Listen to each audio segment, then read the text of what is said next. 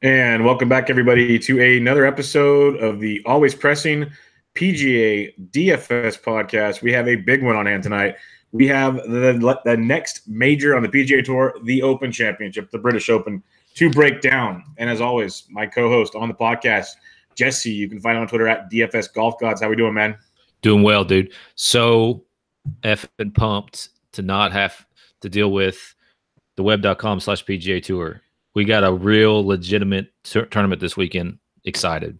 Yeah, it's absolutely loaded. When I went through and picked the kind of players I'm looking at, this, that, and the other, it's pretty ridiculous. And it's nice because it's one of those major weeks where, some will say soft pricing. I think it's just deep field pricing, but to each their own.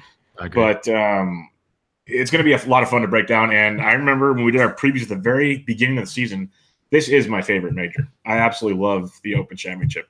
I wish I could start like 2 hours later, maybe on the West Coast, but I literally have to wake up at like 3 a.m. on Sunday to watch the final round. So yeah, it's cool. It's cool, but that's what we do because we love golf, and Right. It's kind of nice because I don't know about you, I haven't even really watched much golf the last 2 weeks.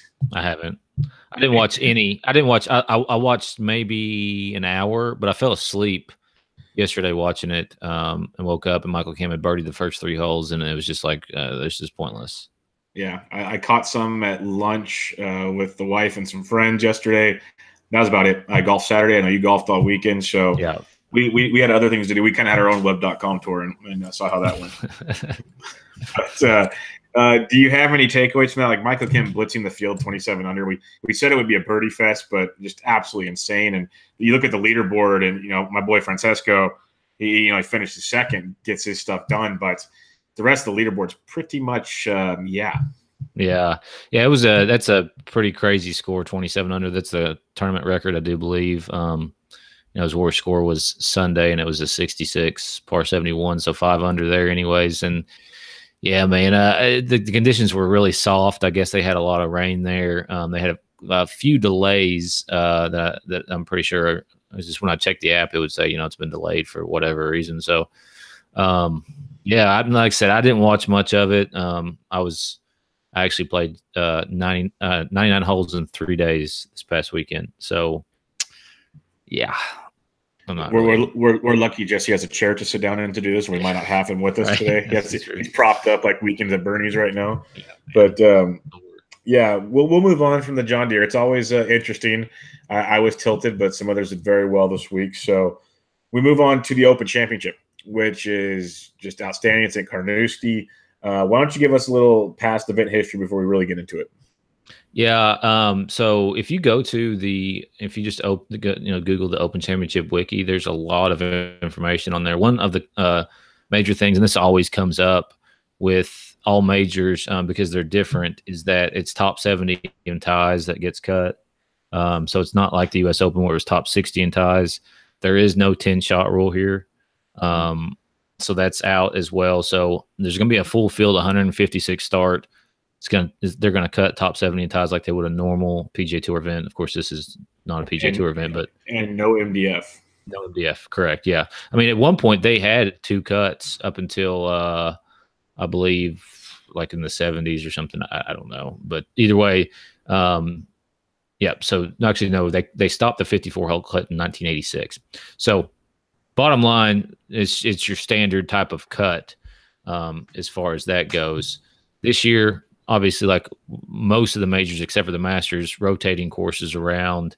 So it's not been played at the same course every year. This year it's at Carnoustie Golf Links, and Bubba will talk more about the golf course in a minute. But last year's champion, totally different golf course, like I said, was Jordan Spieth. You got Henrik Stenson won it the year before. Zach Johnson was your champion in 2015. Rory won it 2014, Phil 2013. The last time it was played at Carnoustie was 2007, and Padraig Harrington won, and he actually won the year after that too, and it was played at Royal Birkdale, and that was after Tiger Woods won it back-to-back. And then before 2007, it was played there in 1999, and that was the whole John Van de Velde meltdown on 18. Paul Lawrie was, I think, like 6 shots back or something going into Sunday. And so the score that year was +6, the winning score, +6. In 2007, when Padraig Harrington won, it was -7. So I'm pretty sure wind probably was wreaked havoc in 1999, but 2007 it obviously wasn't as bad. But either way, it's traditionally a hard golf course. So if you want to talk about the golf course a little bit.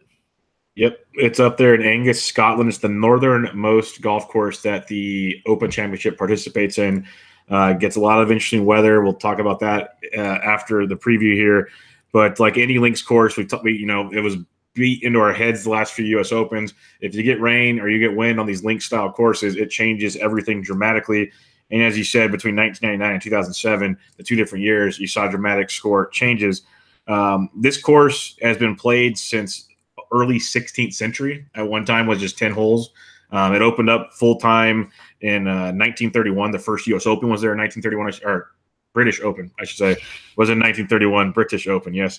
But in 1999, they redid it. They rebuilt and added and removed a ton of the famous pot bunkers, the massively difficult pot bunkers.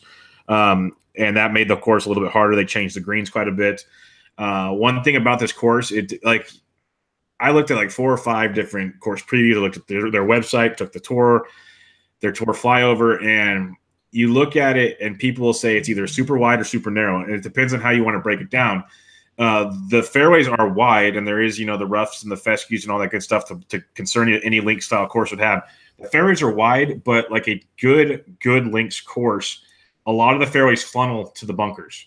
So they may be wide, but your shot target is very narrow. And that's something where like a precision golf striker has a much better advantage. That's why you see guys like Spieth and Zach Johnson, guys that aren't typically bombers, but can play these kind of courses as well, because they'll get the roll on a links course, but they're way more accurate than some guys that just grip it and rip it, and you never know what happens. When the wind comes into play, you look at certain type of wind players. We'll get into that when we talk about our picks for DraftKings. But it's wide open. It's a par 71, 7,400 yards. Like I said, it's the toughest course in this rotation. They have 4 of the toughest finishing holes. 3 of them, there's the little Barry Burn that runs through them that John Vandeveld can tell you very much about on his debacle in 1999, as you mentioned. So without getting like insanely deep, the fairways they had a massive heat wave go through there, and they're extremely baked. If you're on Twitter over the weekend, Brant Snedeker of all guys drove one 437 yards. The final finishing hole 18 is like 450 something yards. There's guys that could possibly drive the green if they hit the ball just right based on wind and everything else. It's going to be really interesting. There is a Mr. Others, Josh Nardone. I apologize if I mispronounced that or said it wrong.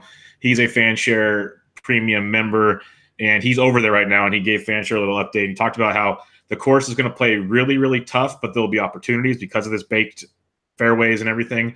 But one thing we have to keep in mind, and reading his description from being there today and watching guys practice, it terrifies me. It's going to be like the U.S. Open, because the greens aren't holding anything. He said guys are making approach shots. They'd run off the green of the same collecting area, which we saw over and over again at Shinnecock. And these guys were literally practicing shots from these collection areas to different pin placements. They are preparing to not stick shots on the green. So that kind of worries me a bit, but it also kind of gives you an idea. You want good scramblers, good up and down players, stuff like that when we look at it. They had some rain yesterday. It softened it up a little bit. They're expecting some rain Wednesday. Jesse will get into that a little more. And that'll help a bit, but nothing enough that's going to really turn this course around in the next couple of days. So it's a great course. It's a legendary course. It's going to play pretty difficult, but there will be scoring opportunities depending on, maybe your wedge game if you're bombing it. We're going to have to kind of pay attention the next couple of days to see how weather plays and how these guys adjust their style of game in the practice rounds with this different conditions. We have never seen this course in this condition. So it's tough to completely give 100% of how it's going to work. Anything else on the course, Jesse, or do you want to give us some weather information? Yeah, it's going to play hard and fast, like you were just talking about. So how exactly that's going to factor in is I guess the great question, and we'll talk about that more in just a minute. But as far as weather goes, wind at this point doesn't look that bad. I mean, all relatively speaking, of course. I mean, I'm looking at getting like max winds on Thursday of about 14 miles an hour, and that's really that kind of the worst until maybe Sunday afternoon. A couple things with the Open Championship, they send everybody off 1 and 3s, the first 2 days. So there's no split tees. So there won't be multiple, groups going off at the same time. There's basically, they start them at daybreak there around, 5, 6 a.m., whatever time it gets light over there. And they have longer days, obviously, than we do too, because it's further north, it's summer. So, they can pretty much play golf till about 10 o'clock, I do believe. So they get them all in. At this point, there is a little bit of rain in the forecast Friday evening, potentially spilling over into, or Friday morning, potentially spilling over into actual play. Chances are the best though, like right before play starts. So that could be an advantage. But the one thing with the Open Championship almost every year is there's a tee draw advantage. This could be the year that there's not. But ever since I've been playing DFS, if you stack one wave and you get it right, you're usually get a little bit of an advantage over the field. So, there'll be a lot of talk about that moving forward. And, people will claim that there's no advantage Thursday morning as soon as it locks. But you just don't know until they play Friday. So it's definitely worth stacking, especially if you're playing multiple lineups, probably both waves, and just see what happens. But we'll talk more about the weather, through Twitter, and then also through the Sports Degens Slack chat too, as we get closer to lock, which is like 1:35 Wednesday or Thursday morning. So about 7 hours before we usually start over here in the States. Sweet.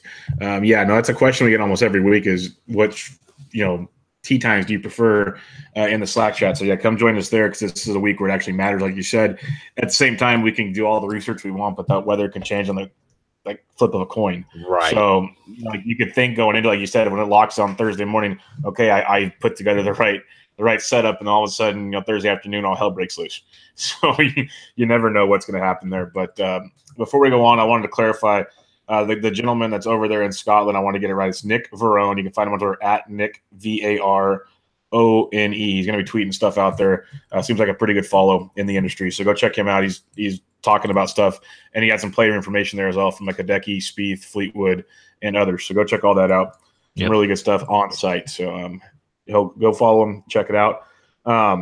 With all that said about the course conditions, the weather, blah, blah, blah, blah, blah, what kind of stats are you looking for on this wide open type deal? Yeah, I've been going back and forth all day between accuracy and distance.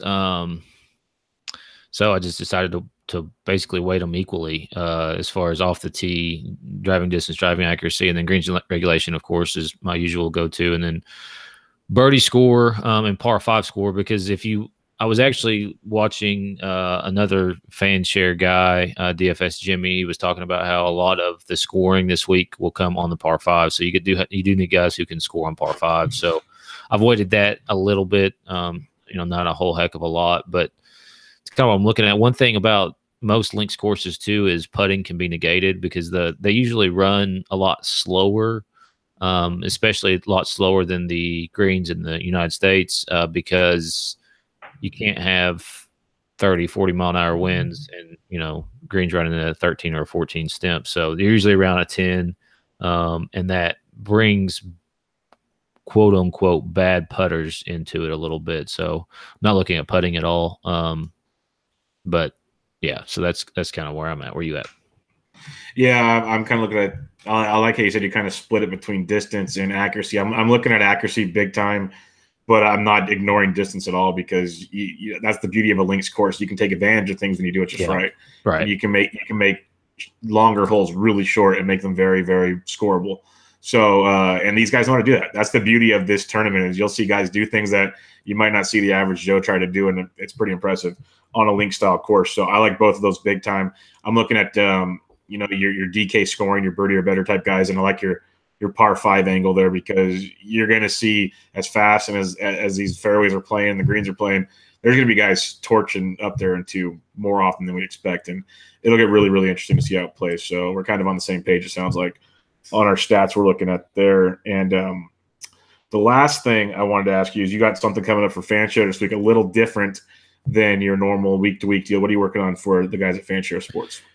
Yeah, so instead of the kind of normal stuff that I've been doing, just going to take a look at majors and the past few, and then obviously the Open Championship as well. So I'm going to check out kind of like the top scores, the top ownership, salary usage as far as how people have used, how much they have used over the last few majors. So things like that. And then also kind of where those players, the top owned players have fallen as far as salary wise. And then the top scores have fallen as well, salary wise. So kind of went down a little bit of a rabbit hole this afternoon. Didn't have a whole heck of a lot of time because I was trying to get caught up on some work because I took off last week, but it'll be out tomorrow morning, most likely. Sweet. Looking forward to seeing that. So a little more Tuesday morning. There you go. A little more from Fanshare Sports. Last year, DK points compared to tags. Top DK score was Jordan Spieth at 91 points. And if this is accurate for guys that are in this field right now, Matt Kuchar had 63 DraftKings points. That can't be right. Spieth had 123 and Kuchar I'm in the wrong column. Spieth had 128, Kuchar had 100, and then Haotong Li had 88, McIlroy 85, Brooks 83, Leishman 80, Matthew Southgate 79, RCB 78, Grace 76, and Xander 74. But the big takeaway here is Spieth and Kuchar, the top two DK scorers, were ranked 6th and 5th in most tags. Kuchar had one more tag than Spieth. Other than that, though, like Lee, 72nd, Rory 13th, Brooks 22nd, Leishman 16th, and Southgate 68th. And you have 29, 31, and then Xander 79. So it's pretty spread out. Based on that, you can almost say I'll make a middle of the pack type lineup, which we can talk about later. Now, will that hold true this year? Maybe not, but definitely shows you it does get spread out because the style of play, it opens it up, like you said, to a lot of other guys to attack courses like this. If you're looking at recent form coming into this event, in your last 3 events, average DraftKings points, Molinari leads the way. He's averaging over 101 points in his last 3 events. DJ's second, as you'd expect, the number 1 golfer in the world. But Bronson Burgoon, he's averaging almost 100 points in his last 3 events. Stewie Sink, almost 100. Justin Rose, you got Lahiri, Ryan Armour, Brooks Koepka, Patrick Cantlay, and Russell Henley. So a little bit of what you'd expect and a couple of names that make you kind of scratch your head. Maybe take some with a grain of salt because of the tournaments they just played in. But still, some really, really good golfers coming in to this week. And then one last thing. I know I keep saying one last thing. One last thing for Fanshare Sports. It's still kind of in the beta stage, but get ready. They are bringing out a lineup generator. So they're tinkering with it now. It'll be ready for you very, very shortly, but you have to join Fanshare Pro. So go check all that out. Really good stuff there. You got Jesse's content and all the other good stuff. Plus, they have great projections. I know Jesse and I look at every week. They have the tags, and now they're going to have a lineup generator. They keep pumping out great content. Plus, they'll have NFL coming up, and they were great with that last year. So it's going to be pretty awesome. Yeah, I was messing with the lineup generator earlier, and it's really smooth. So that'll be a good plus. Nice. Okay, let's get into it. Let's get into the DraftKings. And as we kind of said earlier, some will call this soft, but the way I look at it is it's when you have a field with this many of the best in the world, this is all you're going to get this over and over again. So top 5 guys, 10K and above. You got Dustin Johnson at 11.3, McIlroy at 11,000, Spieth at 10.6, Justin Rose at 10.2, and Justin Thomas at 10,000. What you looking at up top?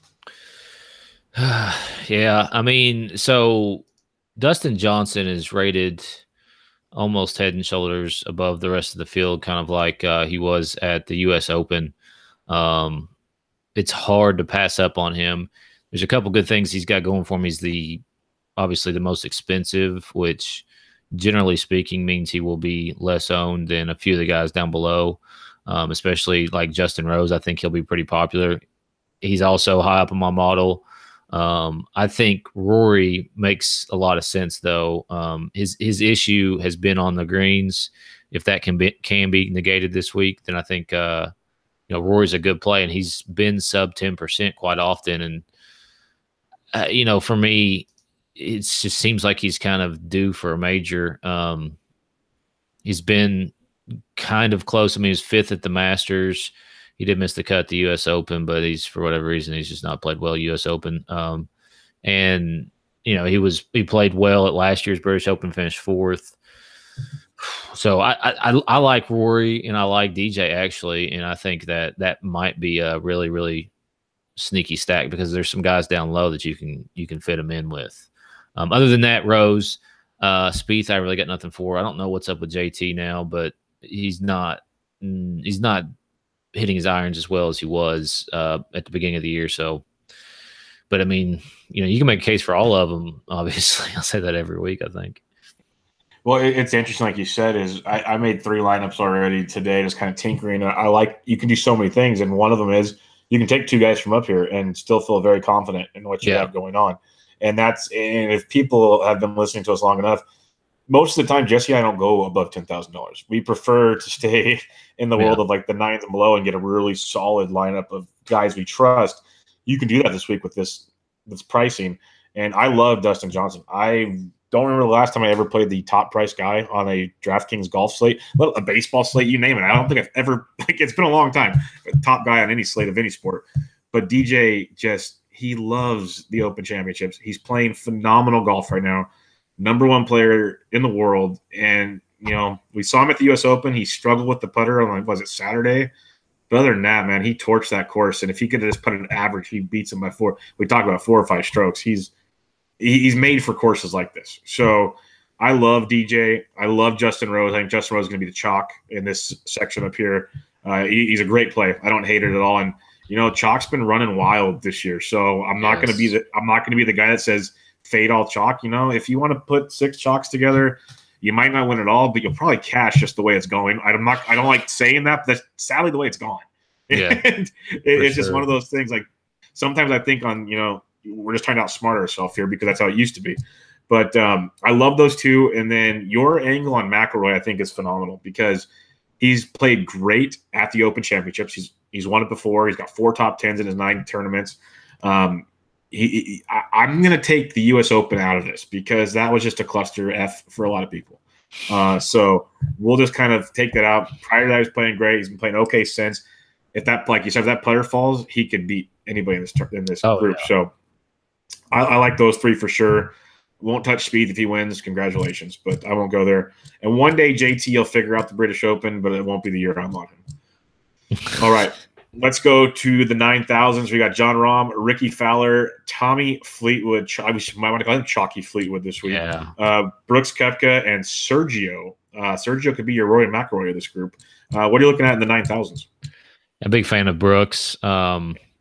His play recently is just been outstanding. He finished 6th last year at the British Open. And as I was doing my fan share deal, like he just shows up so much in these majors in like the top 6 as far as points go for the week.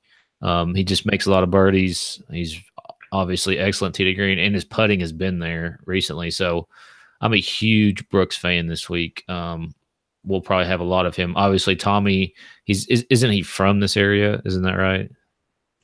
Well, and he has the course record here because this tournament also hosts the I'm going to screw it up. There's a tournament, Alfred Dunn, and they have 3 courses, and they make it a lot easier for that than they do for the Open, but he shot a 63. Gotcha. Yeah, I mean, Tommy would be my next choice here. And starting with those 2, actually, I don't mind at all. I don't know how popular Brooks will be. I don't really care.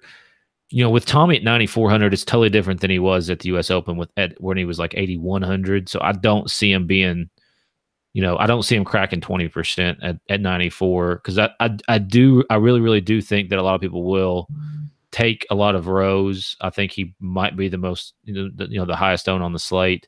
And then go down from there. And it's, it just depends on obviously how comfortable people are, but I'll talk about a little bit more later, but the 6,000 range is where it's at. So I'm totally not against stacking, DJ and Brooks or Rory and Brooks and going on, or even just starting with Brooks. I mean, it's, but either way, I'm a big fan of Brooks. He's hitting a lot of greens, hits it really far. Obviously he's really accurate. His putter's good.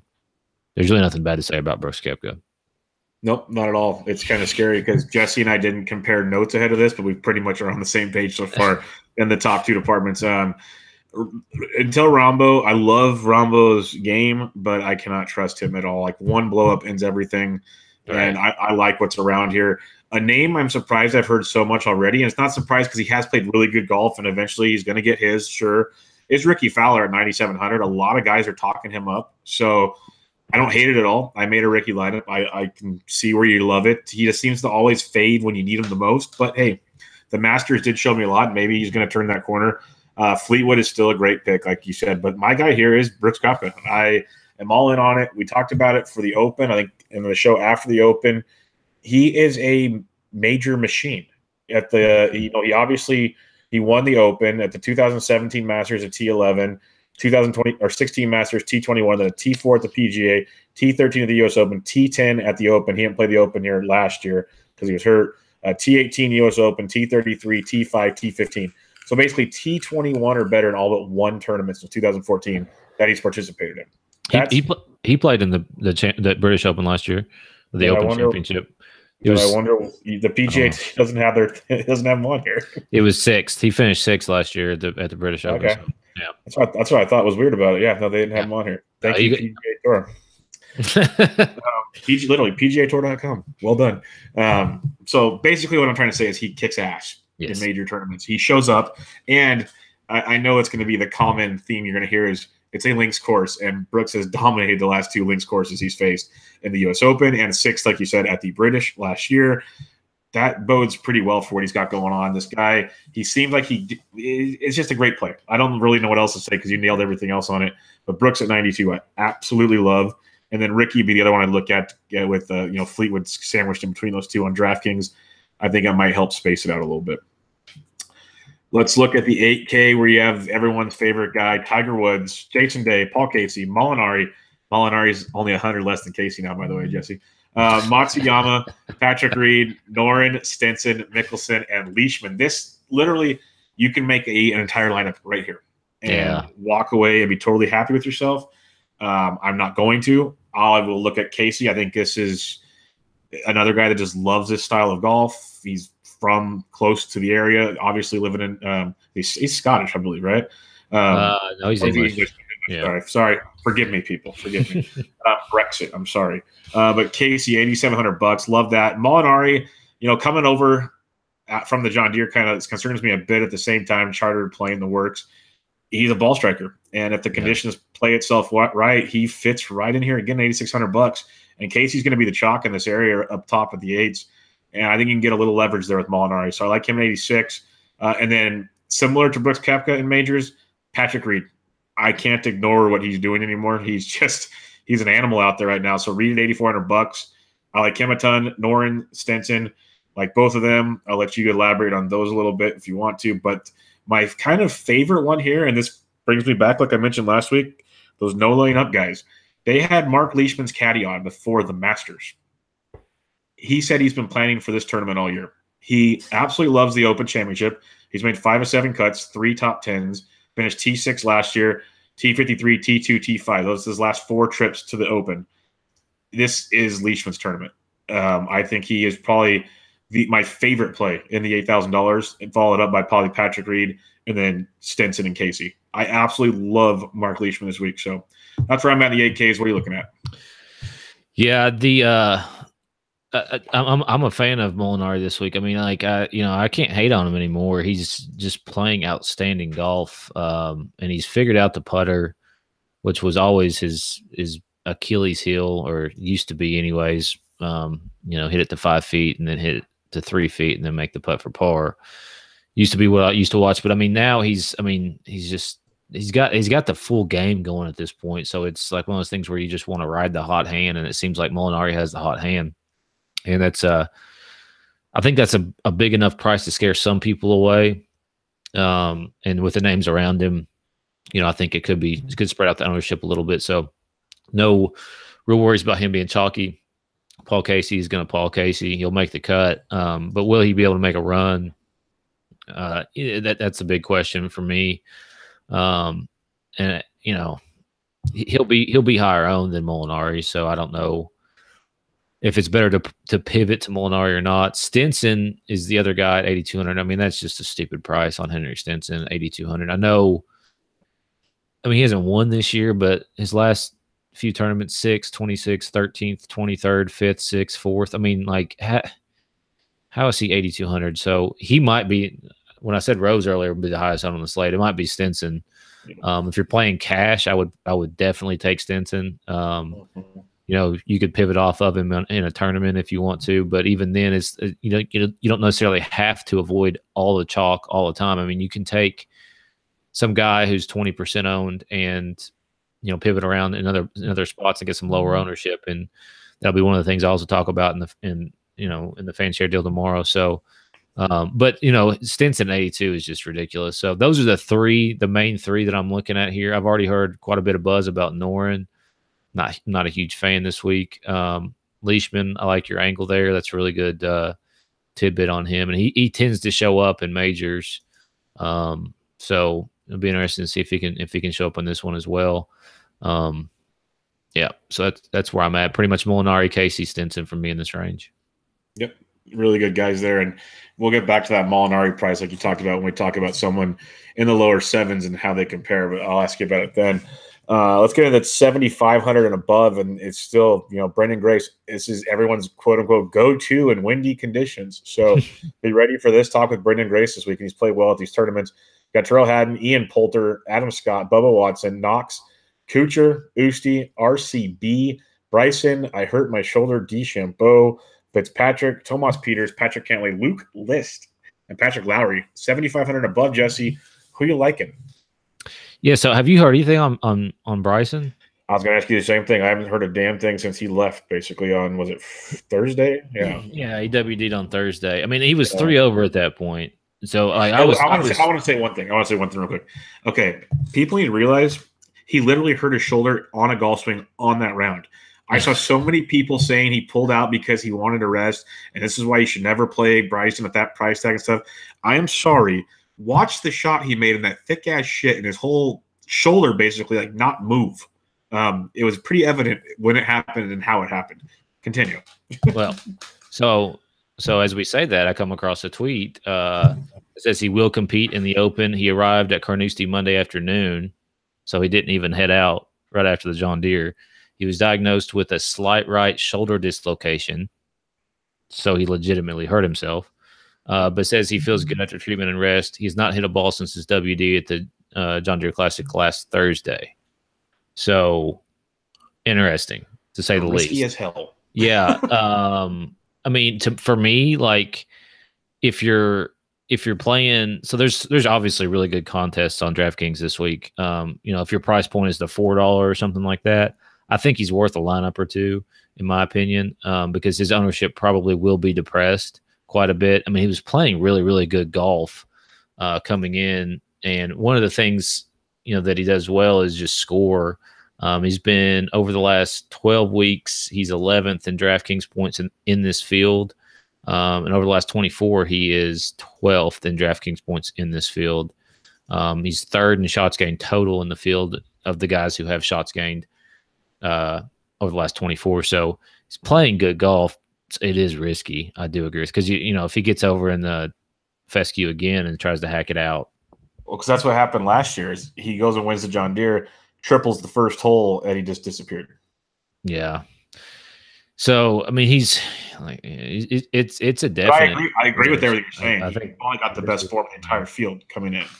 Yeah, I mean, I had no idea he even did that until like Thursday afternoon, and I was texting people like, what happened? Because I did roster him on a team last week or whatever, so that was a lot of fun.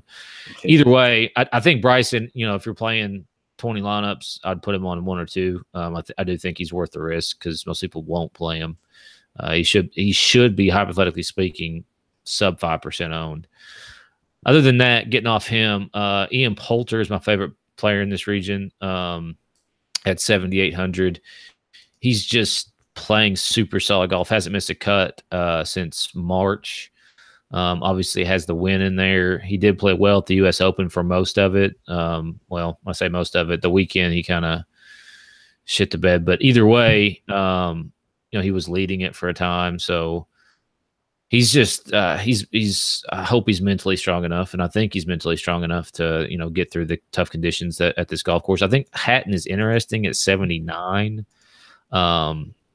he had a bit of a rough stretch there up until basically the U.S. Open when he finished 6th out of nowhere, which was tilting. And then he finished 19th or 16th at the Open de France and 6th or 9th at the Scottish Open. So 9, 16, 6 his last 3 tournaments for that 3 consecutive missed cuts. So he's a high risk, high reward type of guy too at 79. But I do like him because recently he's hit a lot of greens. He hits it down the middle most of the time.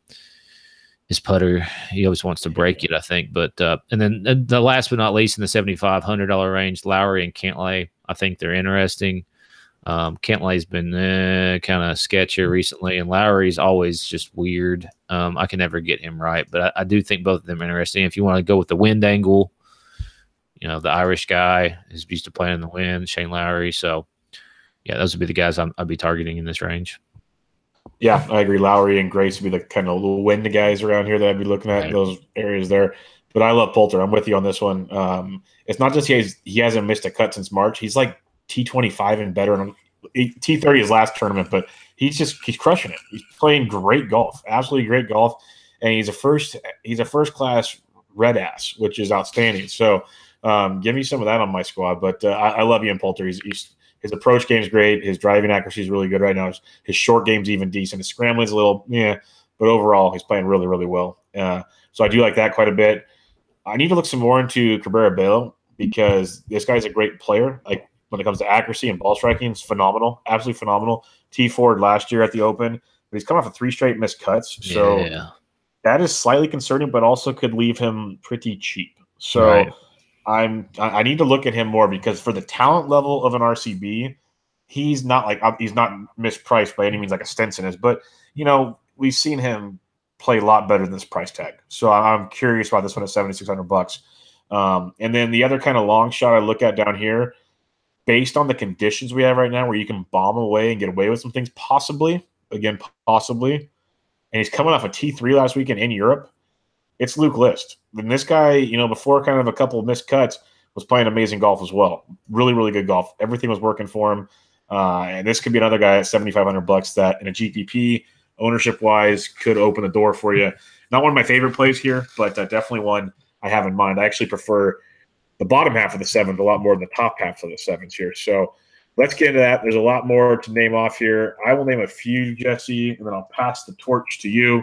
But similar to the Luke List vein, and we saw him play well in good conditions on Saturday at the U.S. Open, Daniel Berger at $7,300 could have some fun on this course. Snedeker's interesting if you want to kind of have a pivot in this range down below. The chalk also, we've mentioned chalk at almost every price level, is Tony Finau at $7,200. This is a guy that has played well. T27, T18 in his 2 Open appearances.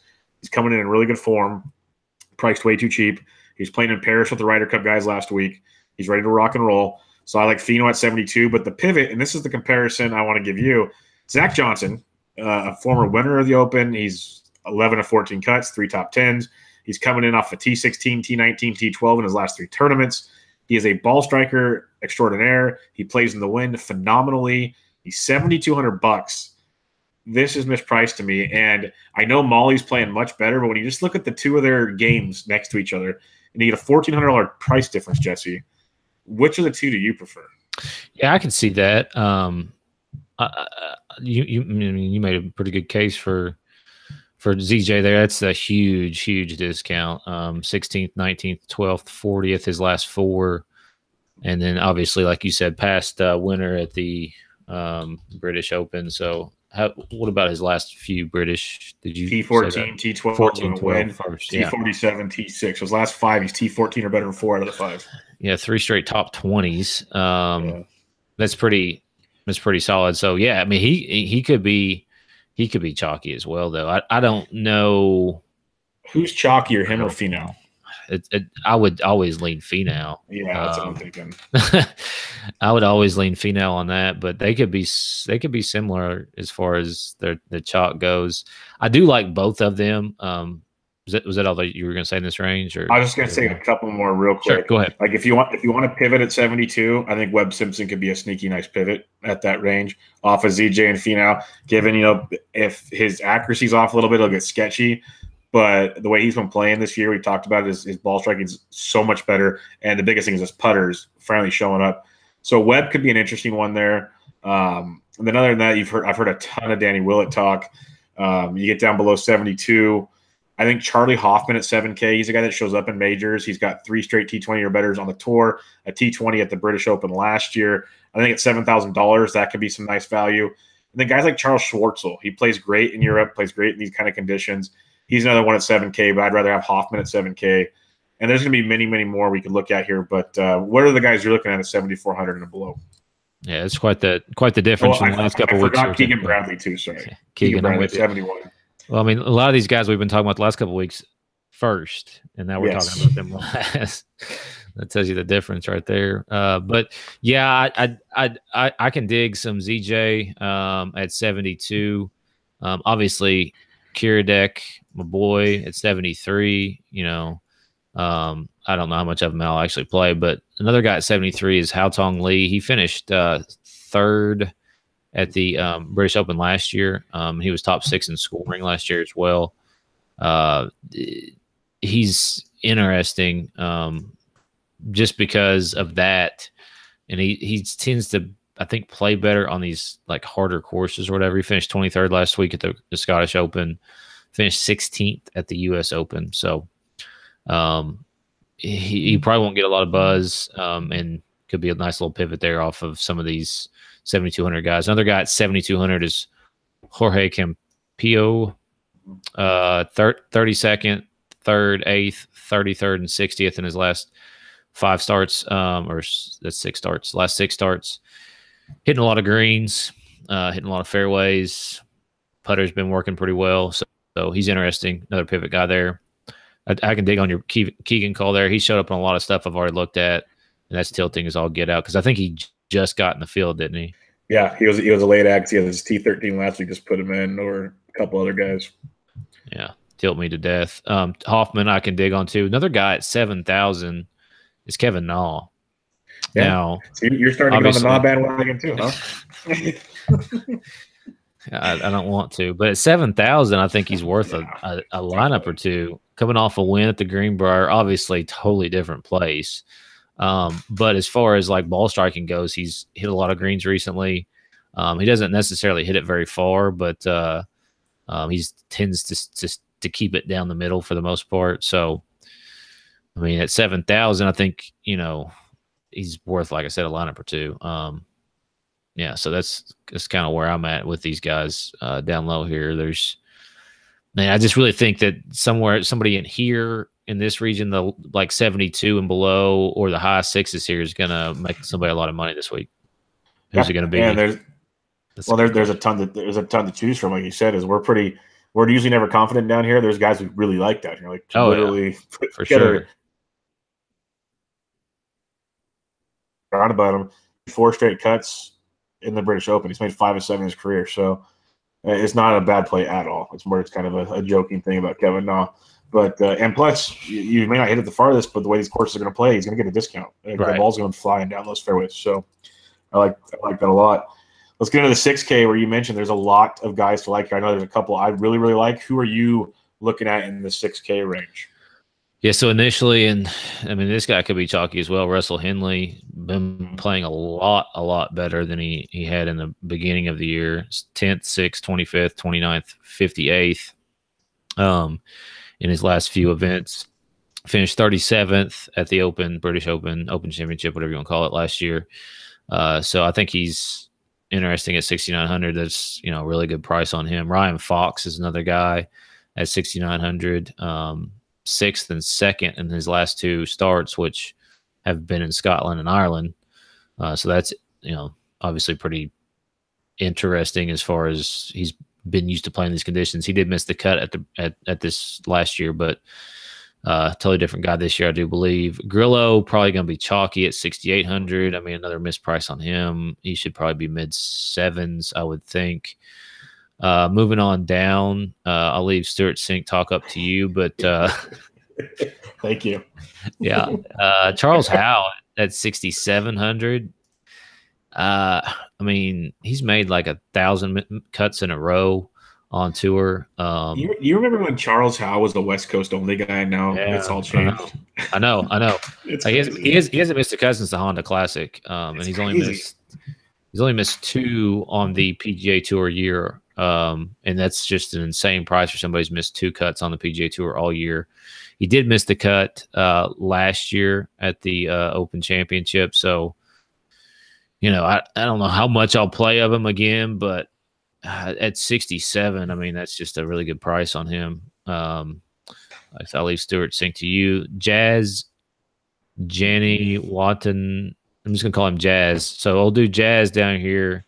Been playing really good golf as well at 64. Sean Norris, for some reason, has shown up on my models pretty high. I guess he plays on the Japan Asian Tour mostly. So I don't know how much I'll play of him, but whatever. Bronson Burgoon is another guy. You talked about him earlier, where he is what is he, like, third in DK points over the last 12? He's averaging almost 100 points in his last three weeks. Yeah. So he's over the last 12 rounds, he's 6th in DraftKings points at $6,300.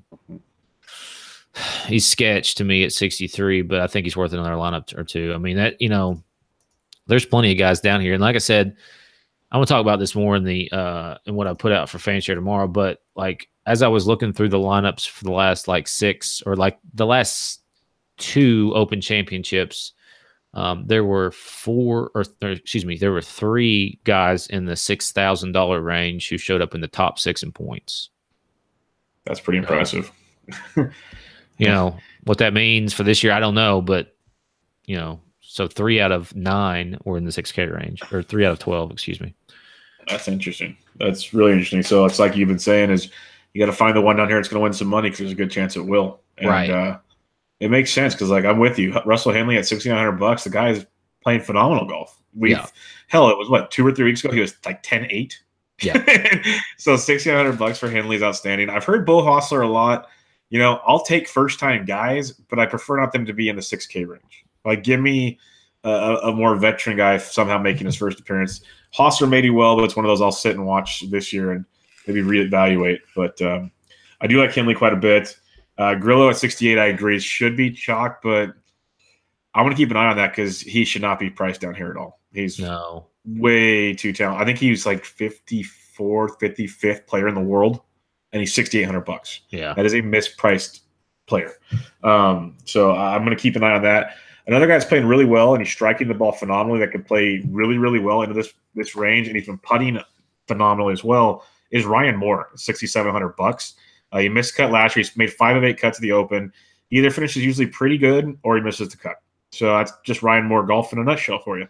It doesn't matter if it's on U.S. soil or not. That's just what Ryan Moore does. So $6,700 could be one of those guys you could see move up a leaderboard at the Open Championship. And then it comes to my man.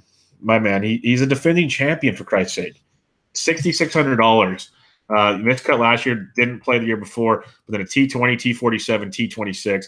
He's coming in on just great form, picking on different fields. But for $6,600, Stewie Sink, this, courses fit people, and these link style courses that fit Stewie Sink for a lot of his career. Eventually, Father Time will add up, but we said the same thing about Steve Stricker last week, and it still hasn't caught up yet. So Stewie Sink at $6,600. We had a guy in our Slack chat literally when the prices came out, like on Tuesday or Wednesday, already trolling me saying, "You're going to play Stuart Sink at $6,600, aren't you?" Like, it already came out. Like, they're already coming at me, and yes, I will. Yes. Right. Yes, I will. It's just one of those. I can't do it. I can't not play him at that price tag. If that's what ends my week, so be it. But I love Sink at $6,600. Burgoon I had down at 63. If you need to go super cheap, if you're doing the double stack up top type thing, I can totally see that as an option. You can still go away with Sink and still have some okay guys there. The other guy is, I've heard the old guy narrative a lot. It's true. There's always a couple of old guys like at the Masters and the Open that make it happen. And the guy I've looked at down here at $6,500 for Keith Goosen. He's coming kind of on a mixed bag of form, like a missed cut, then a T6, a missed cut, a T20.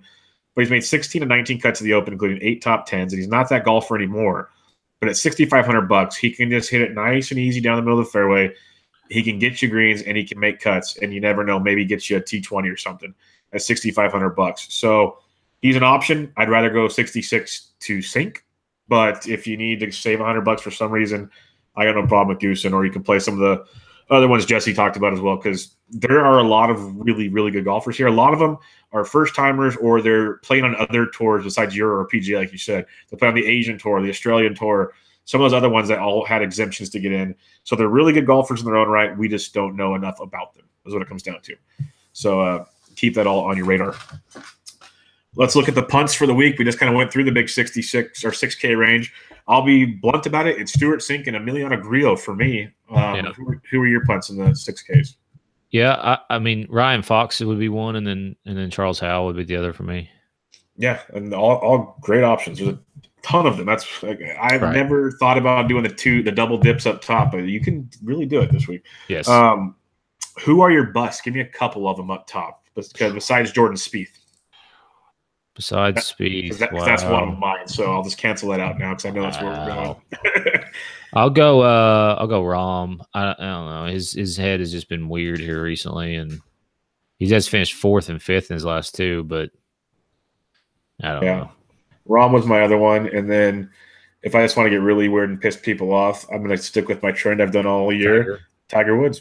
I love him, and all I've heard for like 3 weeks now that it's cranked up the last couple days. This is the course that fits Tiger the best. That's all I keep hearing. Yeah. And no one would be happier to see Tiger win. I will be so happy. But I will reiterate, I have faded him every time, so I have not lost a dime on that man while everyone else has. So let's just be very clear on this. That I think I'm still out on top if Tiger wins this week. Yeah, I don't know, man. I mean, can he put the whole package together? And then also, compete mentally. I mean, that's been his issue so far. He's been okay in some of these tournaments and then just not been able to close them out strong. So this is the ultimate test besides the U.S. Open. If he would have won like another tournament before this to show he could go 4 rounds, I agree with that, and do it, that would be just tremendous. Like you said, competing for 4 rounds at a major event in tough weather conditions, possibly. Hey, he might get rained out and have to go play 30 holes in one day. Right. Like, these are things that could happen on this tournament. So yeah, but I'll be rooting for him. I will be. Who are your core players? Because it's tough to narrow it down just yet with so many options out there. Oh yeah, one of the things is like I said, weather, and staying on top of that and seeing if there is any advantage. I think is going to be key this week, like it is almost every week, but especially this week where this is on the coast, so it's going to change probably 2 or 3 times before we get to Wednesday. But either way, big fan of Poulter this week, big fan of Brooks, so I'll be rostering those 2 a lot. And then, I probably will have a lot of DJ and Franny too. Franny Molinari, that is. That's right. God, you even have nicknames for him now. That's adorable. I've been calling Franny. I know. I'm joking. Yeah, but you used to say it with a lot of anger and hate. Yeah. Well, I guess he's turned over a new leaf, so I will too. Yeah, a little smile on his face gets you every time.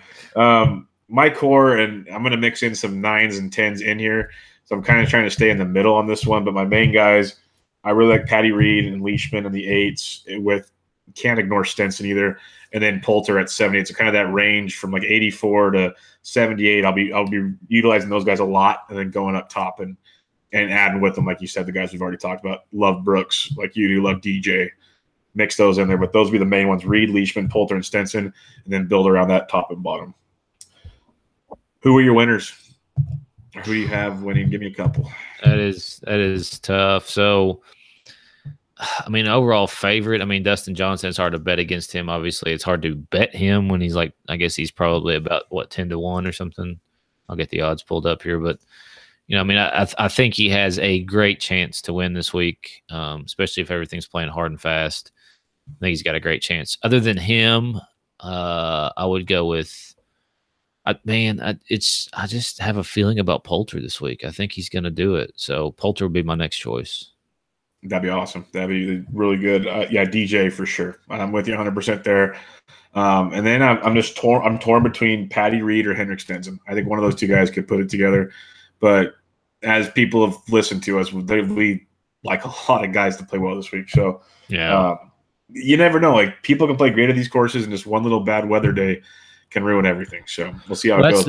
I like that Poulter call, though. I like that a lot. The thing about this tournament, pretty much all the majors except for the Masters, is we have little to no course history. And people can say they don't believe in course history all they want, but it, in my opinion, it factors in. And so these tournaments are really fun to play because obviously we got a lot of money, but the problem is they are hard as hell to predict. And that's why you do get some bigger prices on some of these guys. I mean, Poulter's 66, but then you can get somebody like Kuchar who's 80, Finau's 100 in this field. So that it's hard to see somebody 100 to 1 winning, but it's most definitely possible. Yeah, it's definitely DJ's 100 to 1. 100 to 1. Yeah, same odds as Finau, but yeah, it'll be a fun week. It'll definitely be a fun week. Cool thing about the Open too is you get to wake up and watch it instead of waiting all day and all morning on Golf Channel to talk to you about what's going to happen and analyze shots and then watch people hit. You just get to wake up and watch it.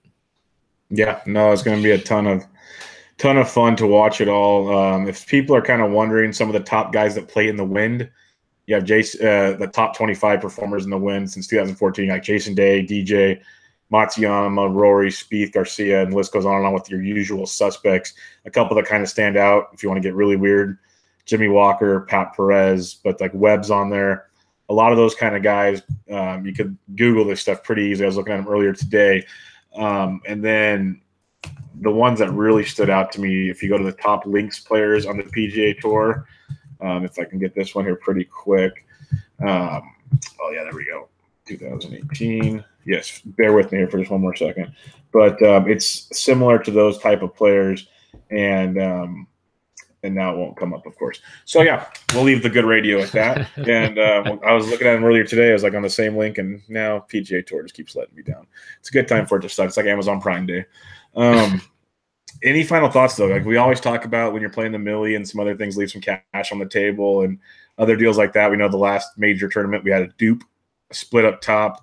Any words of wisdom going into the major? Yeah, I mean that would be one. Obviously, leave a little bit of money on the table. Other than that, you've got to find somebody who's less than, or at least one or two, usually who's less than 5% owned. You got to find a few guys who just come out of nowhere and do really well. So doing, pivoting a little bit is never a bad idea, but finding a guy, I think also two below 6 who ends up performing well is another grand idea too. Cause you can usually get those guys at less than 5%, just about every one of them. And then two final things we'd like to mention here is join us in the Slack chat. We're in and out all week. We make it a point kind of the night before lock to be around, answer more questions. But if, leave one in there, we'll answer it right then, and we'll get to you later that day. One of us is usually around kind of tinkering with it, or people work together in there and answer questions. And the other thing I'll mention is we're going to start a listener league, and it's not going to be posted on Twitter. You need to listen to the podcast. It'll be in the link on YouTube or on iTunes. It'll be linked to the podcast, or it'll be linked on Jesse's write-up on the website. So come check us out there. It will not be on Twitter. It'll be a free tournament, and what we'll do is the winner in every tournament all the way up to, you want to go the last major of the year, Jesse? And then we'll have just a winner-take-all from all the winners and give you a prize package then. Yeah, we could go from now through the PGA Championship, and then do something maybe for the first playoff deal there. Perfect. So, because that'd be 125 in that field, so probably be the last big field of the year, and then we can give out a prize pack and some swag, some AP swag, always pressing. We're gonna get some always pressing stuff. Get some always pressing stuff. Yeah, like that sticker Jesse has, or we'll get some cool T-shirts made, some koozies, balls, whatever. We'll figure something out. We'll get some cool stuff put together for you to come join it. But you have to check out the podcast, or you have to check out the website, preferably both, and we'll go from there. Yep. But with that being said, that'll wrap it up. Awesome weekend of golf. Enjoy it. This should be really, really fun. Hopefully, weather. I kind of hope for a little weather to keep it interesting, but I don't want it to destroy the tournament. So give us a little fun, but don't make it just like, I don't want to see Shinnecock where it just turns into a joke. Like, give us some fun, but keep it real. But thanks for checking us out. We're on Twitter at AlwaysPressDFS. We're on iTunes, SoundCloud, Speaker, Stitcher, Spotify, YouTube, the works. But this was the Always Pressing PGA DFS podcast, your 2018 Open Championship preview. Catch you guys next time.